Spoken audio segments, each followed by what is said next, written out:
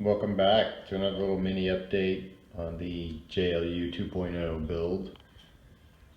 And as you can see, I progressed a little bit on my own here. I got the body on and went ahead and got the spare tire carrier on, and I'll put a link to that in the description. Really happy with this. These guys fit in snugly, but they do come out. You can see this one wiggles. So it holds them pretty well. I also went ahead and got the fender liners mounted in since last time, and I got the magnets in.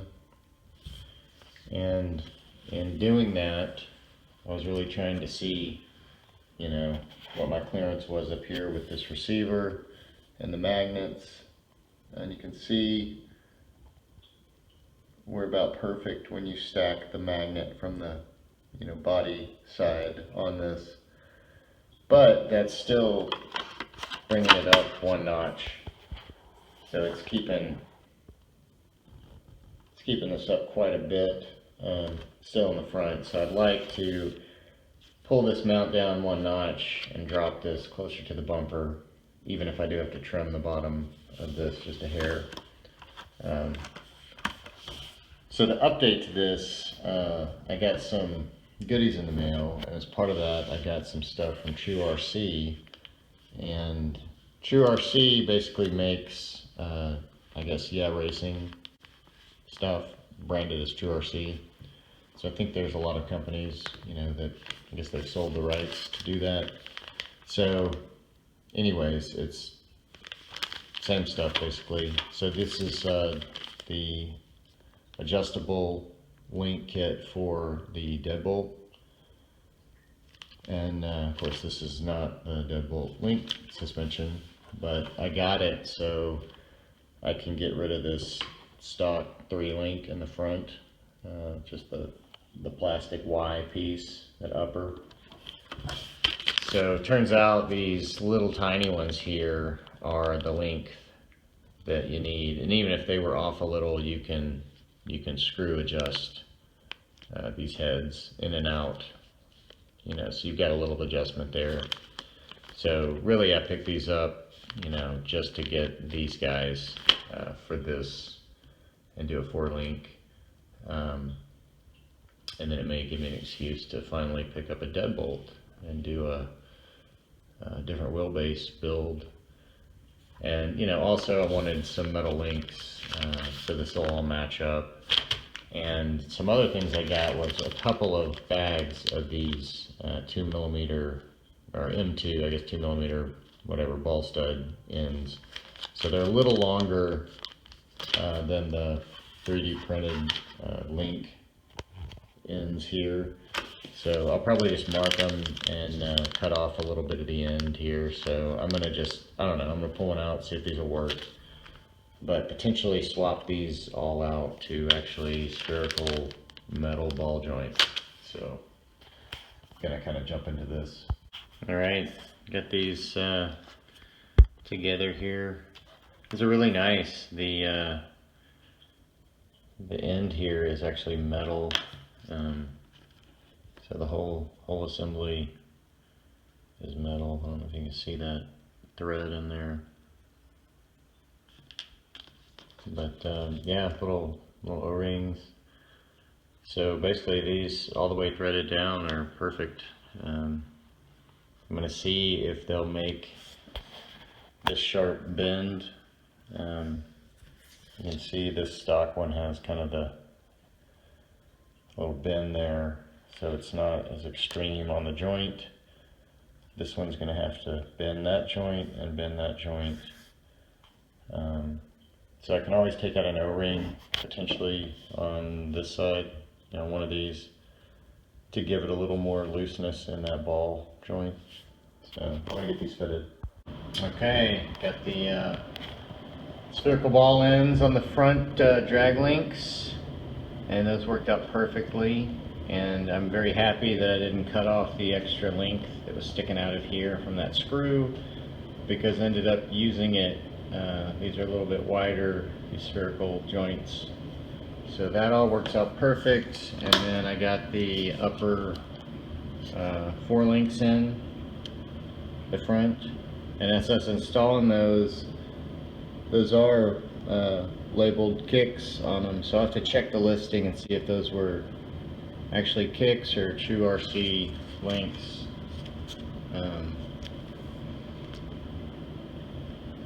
They were from TrueRC, but they may be they're actually kicks branded. But those little shorties are the perfect link for the uppers, and those are money. So everything is flexing out. I just left off one O-ring on the inside of each upper at the servo connection.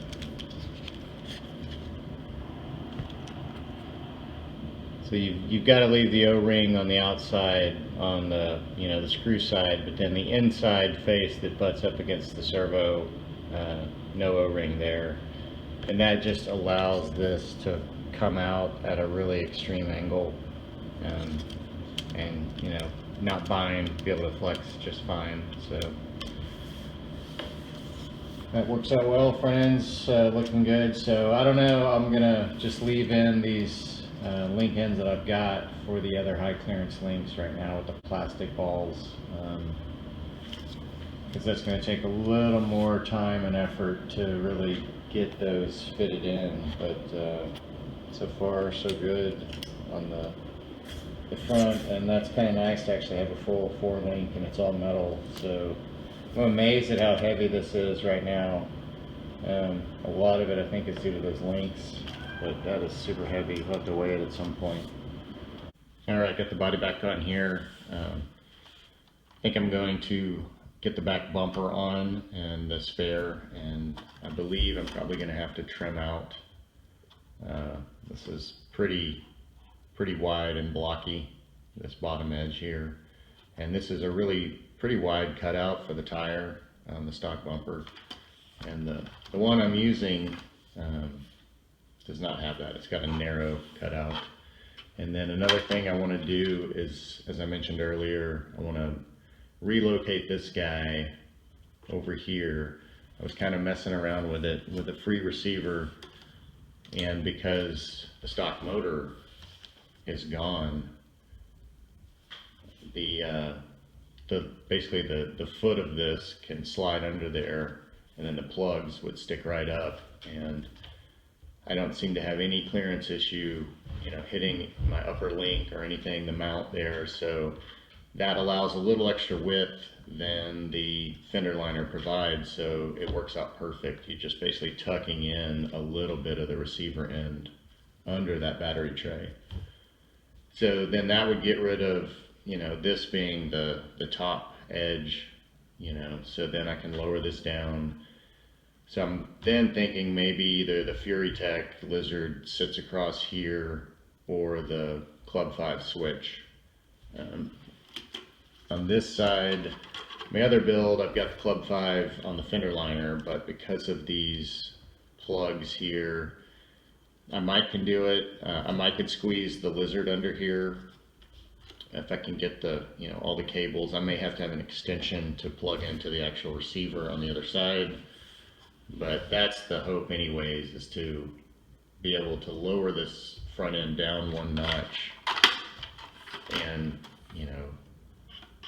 bring this down to the bumper a little bit. And you can see on the side, I don't know if you can really see, there's a little lift to the front. I mean, it's really not that noticeable. Another thing I got was sliders for the side that go with these fenders, and originally I got the same ones that I've got on my other build. They're actually the tube sliders, but I decided to do something different, so I got their other option, which is kind of the flat plate sliders that hug the body. So I'm going to try those out. The bumper you'll recognize from my prior build.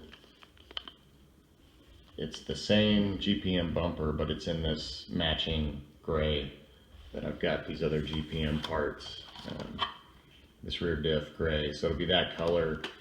So hopefully that will look pretty nice on here. And then I've got my spare to get mounted up a tire. So hopefully that will kind of complete the shell minus the rack. So then the rack will be the next thing I need to get fitted. All right, got the bumper on the back, got the tire on there. The bumper looks sweet. What's strange is it says it's gray on the GPM packaging, but it's a different shade than the other grays on here that are a little more silver. The seller listing had it as titanium, but either way, I think it goes really well with the fender gray. Don't have a screw for the back tire. I was going to add a plastic hex to space it. I did trim this out so it would open, and I trimmed you know, maybe a millimeter off the front and rounded this. Basically just cleaned it up how it should have been cut. It's always cut a little sloppy, I think, these bodies. So just got that really nice and smooth. So this closes, and so that mount is down. So that did lower the fenders down closer to the bumper. I think that looks a lot better. But in the process of that, now I get into my fender a little with the tire, which may not be a big deal.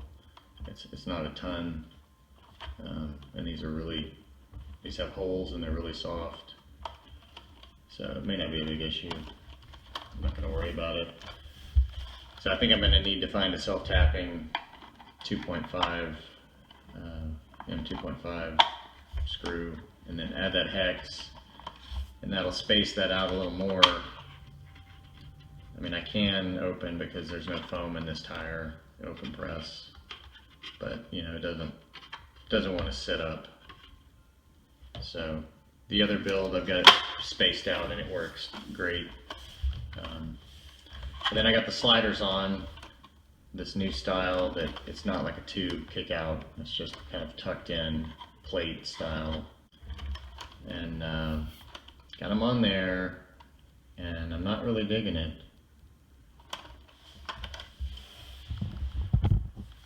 I don't know, you can let me know what you think. I think I've got an idea that may make it work a lot better. So anyways, I'm going to see if I can't keep progressing. I'm not sure what's next, so I'm not going to say, but I'm going to keep on trucking. Alright, nothing a little leftover paint can't solve. So I've got the slider now paint matched. I think that flows a lot better. I think these look pretty good now. So I was waiting on the paint, doing some of that. I went ahead and got all the stickers on finally. So this thing's looking like a actual Jeep.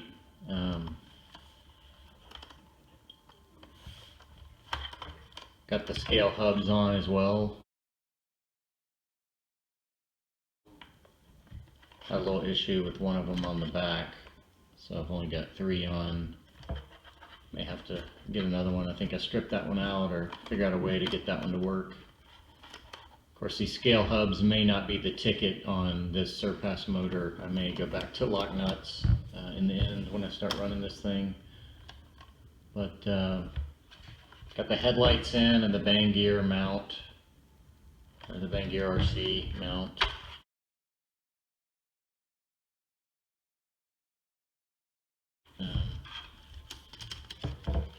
Got those prepped and ready and routed, so they're going around the body mount and to the opposite side of the surpass motor. So that's one thing I was trying to be conscious of, not having things sit on top of that, because that outer bell is going to be spinning. And then I've got this clear, and I've been playing around with the Club 5 and the Fury Tech. I just haven't really settled on anything. So I think I'm gonna wait to finalize the position of this. I'm gonna get my bumper lights in and get my roof rack on, and roof rack lights, which is gonna be the big thing. I've been putting off the LEDs for a while. LEDs are one thing that I you just don't look forward to doing, but I always look forward to the result at the end. But it's just a lot of little tedious work and, you know, routing things and soldering. It's just a lot of little bits that aren't particularly fun while you're doing them. But the payoff is going to be nice once this thing's lit. So got them in the headlights. So I think this may be the stopping point for the day, and then I think really there's, you know, maybe one big push left to get this thing wrapped up. But I think it's looking good. I'm really happy with it right now. I'm happy with that 4-link. One thing I did notice, because of the length of these shocks and then the drop, this front drive shaft actually fell out on me. You can see that spline is pretty much all the way exposed. So I may buy some metal drive shafts. I've got one in another Jeep build, and it's got a really long inner spline, so there wouldn't be any issue of that actually pulling out.